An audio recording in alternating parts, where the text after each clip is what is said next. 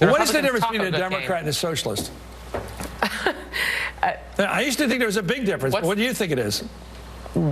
The difference between a Democrat like Hillary Clinton and a socialist like Bernie Sanders. What's the difference between being a Democrat and being a Republican? Well, what's the bigger difference? What's the big difference between a Democrat and a socialist? You're the chairman of the Democratic Party. Tell me the difference between you and a socialist. Can you explain the difference?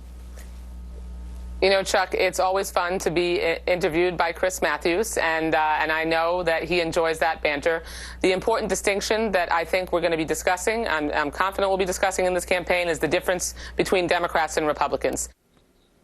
That's not what they asked you. What is the difference between a Democrat and a socialist? I thought that would be a gimme, but apparently to the National Review Online, Jonah Goldberg, it does feed a narrative that concerns some, that maybe the Democratic Party has skewed so far left that there is no difference. But, Jonah, they are having a field day with this one. What do you make of this?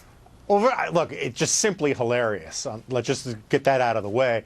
And I got to say, you know, when I first saw the Chris Matthews one, I just sort of assumed it was because Debbie Wasserman Schultz couldn't articulate an answer, which wouldn't be surprising.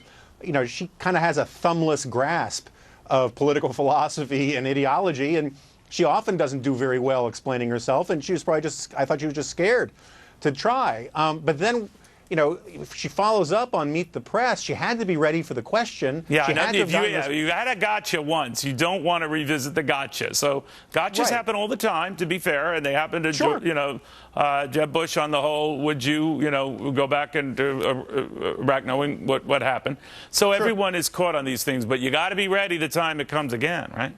You know, absolutely. And so it became clear the second time around that she actually doesn't want to answer the question. And I think there are all sorts of interesting reasons why she might not want to answer the question. First of all, she doesn't want to answer the question because there are a lot of people in the Democratic Party these days who don't think socialist is a bad word. They think that they think of themselves as socialist. They're supporting Bernie Sanders. They don't want to get, you know, the equivalent of the Democratic version of this split that we're having on the conservative side these days, where the base of the party of the Republican side really doesn't like the leadership of the Republican Party these days.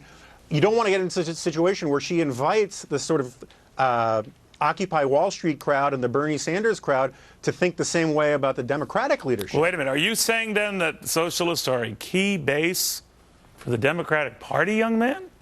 I am saying that one of the last people in the world, short of maybe Joe Biden, that you would want to pick to articulate the differences between the Democratic Party's philosophy and socialist philosophy is someone like Debbie Wasserman Schultz, and she'd rather not go into that. But maybe she was path. stating the obvious, that these days, given the role of bigger government and more inclusive government and healthcare, what have you, which are some, you know, socialist tendencies that are not too separable from the direction the country is going. There might be a lot of people who say, I like that kind of socialism. If it means a more proactive government, I'm finally getting my fair share, I like that. But she never quite said that, you know?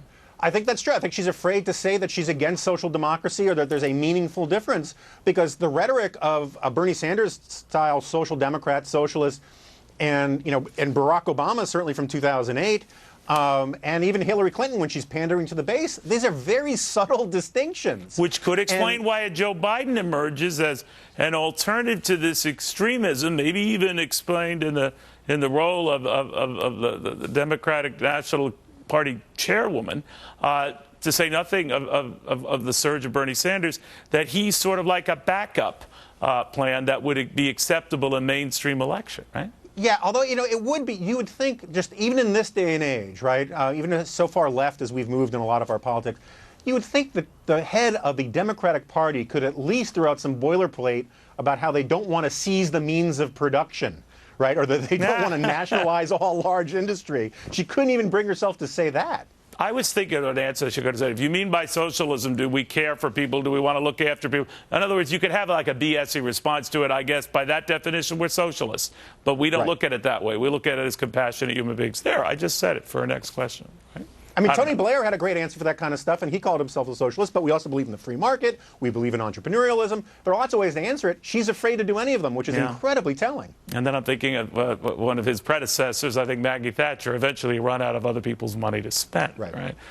Joan, it's always great having you, my friend. Thank you very much. Great to be here, Neil. Thank you. All right, we got this big Planned Parenthood vote now, just over 30 minutes from now. Elizabeth Warren came out a few minutes ago, no doubt after watching our coverage at the top of the show with West Virginia Senator Manchin saying, as a Democrat, he cannot support Planned Parenthood. So Elizabeth Warren comes running out and says, I do stand by this organization. I think it's good for women. I think it's good for families. And I oppose defunding it. Let the battle lines be drawn. It is getting nasty and fast. More after this.